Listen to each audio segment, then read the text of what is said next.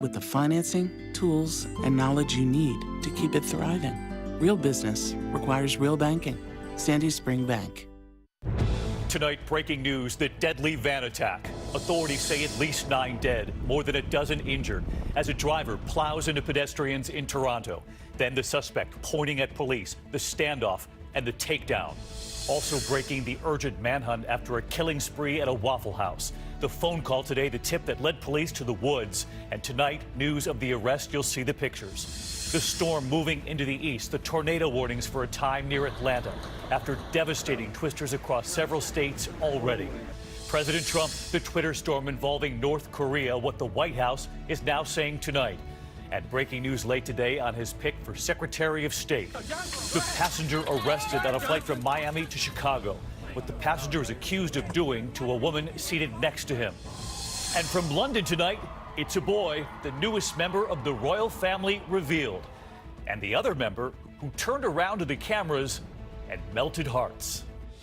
This is ABC World News Tonight with David Muir. Good evening, and it's great to start another week with you. And we begin tonight with that horrific attack today in downtown Toronto. A driver barreling down a crowded street in a van and appearing to aim for pedestrians. That van coming to a halt on a sidewalk, but not until after so many had been struck and killed. A trail of the injured along the street, too, more than a dozen hurt. Then the confrontation between the driver and police playing out in broad daylight. Tonight, that suspect is now in custody, his identity just released. And ABC's Tom Yamas leads us off from Toronto tonight. Tonight, the race to save lives after the deadly van attack. 9 dead and more than a dozen wounded after a driver in this white van jumped the curb, plowing through pedestrians on a major street in Toronto. Vehicle, personal injury, intersection of Yonge Street and Finch Avenue. It was lunchtime, just before 1:30 p.m. The van driving 16 blocks, nearly a mile and a half, ramming into people again and again. He just went on the sidewalk. He just started hitting everybody, man. He hit every single person on the sidewalk. Anybody in his way, he would hit. The bus stop, everything got shattered. There was a lady in there that I saw.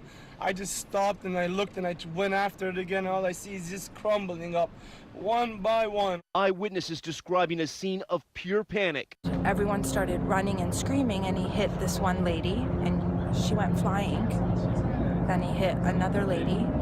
I didn't see because I was running at that point, but you could hear them like dropping. Police finally cornering the van. Investigators are now scouring the video of the standoff that came next. The driver pulling an object from his pocket, pointing it at an officer, staring him down with this warning. I'm cutting my pocket. Get down. I'm cutting my pocket. Get down. Get down. You get shot. Need the head. That didn't happen. The officer took him down, handcuffing him on the pavement. Officers taking him into custody. With this unfolding, swarms of first responders racing to the scene, finding multiple victims already being triaged by Good Samaritans. There was 4 bodies on the ground. Police and the ambulance hadn't arrived yet, but people were trying to revive them. A grim scene, victims lying all over the street, bodies covered with orange tarps, shoes left abandoned in the middle of the street. The injured loaded onto stretchers and raced to nearby hospitals. This is going to be a long investigation with multiple witnesses, with a lot of surveillance cameras. Tonight, police still searching for a motive behind the mayhem. So let's get right to Tom Yamas with us live tonight from Toronto. And Tom, authorities believe that this was deliberate. They're now calling it an attack.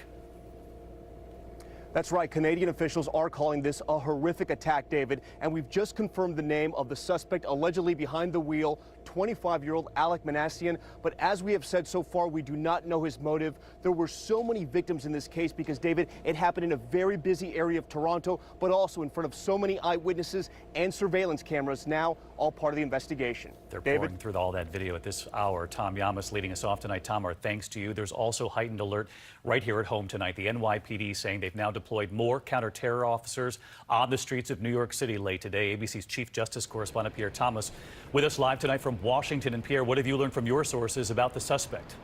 David, again, he's a young man in his 20s, believed to be from the Toronto area. And again, they believe this was an intentional act. They're still sorting out whether this is terrorism or not, but these kinds of vehicle attacks have become the preferred method of terrorists around the world. More than 100 people have been killed and more than 500 injured in these kind of attacks since 2016. That's why, David, you're seeing cities put up more and more barriers to try to protect pedestrians. David? Just a horrific scene north of the border. Pierre Thomas, our thanks to you as well. Meantime, tonight, an arrest and a takedown after that killing spree at a Tennessee Waffle House. Armed officers at a massive manhunt playing out today, going door to door, searching the woods, then the tip, leading them to the suspect. And tonight we learned that they had taken weapons away from him before. ABC's Ariel Reshef is on the scene in Tennessee for us. Tonight, one of the most sought-after suspects in the country captured. A phone tip leading police to 29-year-old Travis Reinking in a wooded area behind his home. Detective Williams drew down on the suspect. The suspect proned out. He told him to get on the ground. He got on the ground immediately. Reinking led away in handcuffs. Police say he was found with a backpack and a silver semi-automatic handgun with ammunition. Nearly 36 hours of terror for the town of Antioch, Tennessee. Hundreds of police and heavily armed SWAT units going door to door in a desperate search. Neighbors fearful the killer was in their own backyard. There's too many places to hide around here. 3:23 a.m. Sunday. Police say Reinking got out of his truck wearing nothing but a green jacket, wielding this AR-15 assault rifle. First, fatally shooting 2 people outside the Waffle House before killing 2 more inside. Someone is shot. Units respond. Witnesses say Reinking stopped to reload. That's when James Shaw Jr. leapt into action, wrestling the gun away, stopping the carnage. I'm not a hero. I'm just a regular person. And I think... Tonight, growing questions over the number of Reinking's alarming run-ins with the law. This video released today, a dangerous pursuit of a stolen BMW from last Tuesday. Police now saying it was Reinking behind the wheel. The vehicle was recovered from Reinking's apartment complex. But I would hasten to add that they had no idea who the man was. Reinking had at least 5 other known incidents with various law enforcement. In July 2017, he was arrested by the Secret Service for trespassing in a restricted area near the White House. His 4 firearms turned over to his father, who police say later gave them all back to his son, including the rifle he's accused of using to gun down his victims. How concerned are you that Travis Reinking was able to slip through the cracks? We were able to effectively neutralize what we felt was the threat at the time by ensuring that he did not have the ability to purchase or own weapons. So many warning signs. Ariel Reshef live from the scene. We heard the FBI tell you there, Ariel, that they say they did what they could to take away the suspect's guns, but that his father allegedly gave them back. Now you've learned that that father may face charges? That's right, David. Officials say it is against federal law to transfer a gun to someone who is knowingly prohibited from owning one. Federal authorities now looking into the actions of Reinking's father. David? Ariel Reshef tonight. Ariel, thank you. Next tonight, President Trump and the First Lady preparing for their first official state visit. French President Emmanuel Macron and his wife arriving this afternoon for a 2-day visit to Washington.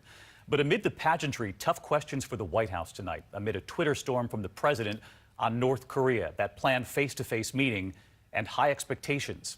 Here's ABC's chief White House correspondent, Jonathan Karl. A warm welcome for French President Macron, the first foreign leader to get an official state visit in the Trump White House. Congratulations, great job. Macron, who gave the president an epic handshake in Brussels last year, is as close to President Trump as any foreign leader. But much of the president's focus right now is on the upcoming planned meeting with a sworn enemy, Kim Jong-un. Hopefully that meeting will be a great success, and we're looking forward to it. Over the weekend, the president pushed back on critics who have questioned the wisdom of agreeing to meet with the North Korean dictator without getting much in return. Wow, we haven't given up anything, the president tweeted, and they have agreed to denuclearization, so great for the world, site closure, and no more testing.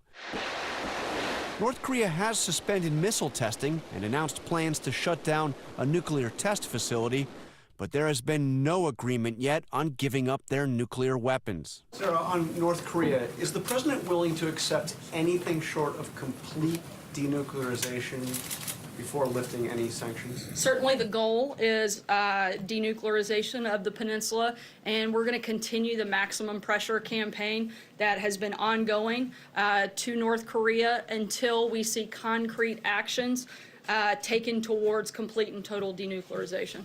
So let's get to John Carl with us live tonight from the White House. And John, Mike Pompeo, the president's pick for Secretary of State, as we know, recently met with Kim Jong-un in North Korea. They kept that under wraps for days. But there was a major headline late today on Mike Pompeo himself. Just moments ago, David, the Senate Foreign Relations Committee approved Pompeo's nomination to be Secretary of State. This came after it looked like the Pompeo nomination would be rejected by the committee. And the vote only switched when Rand Paul, Republican senator, switched his vote from no to yes. That came after the personal intervention of President Trump and now paves the way for Pompeo to be confirmed by the full Senate later this week. Yeah, the David? president getting Rand Paul involved and on board. John Carl live tonight. John, thank you. Meantime, speculation growing in the investigation of President Trump's personal attorney, Michael Cohen, after those sweeping raids by the FBI. Prosecutors say they are now focusing on Cohen's personal business dealings. The New York Times reporting Cohen could flip. The president reacting to that report, and tonight, what we've learned right here. Here's ABC's Kira Phillips. Tonight, mounting questions about whether the man known for his pledge of loyalty and I will do anything to protect Mr. Trump could flip on his most famous client. The president's longtime personal attorney, Michael Cohen, is under criminal investigation.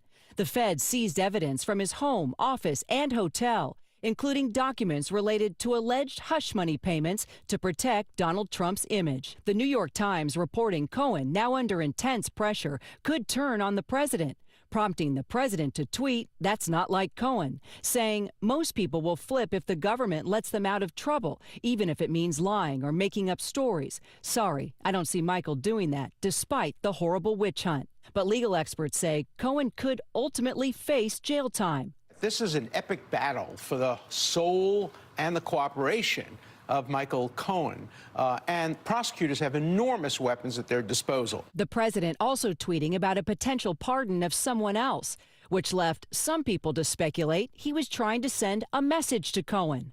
Tonight, the White House saying they're not ruling out a presidential pardon. Is the president open to a pardon for Michael Cohen?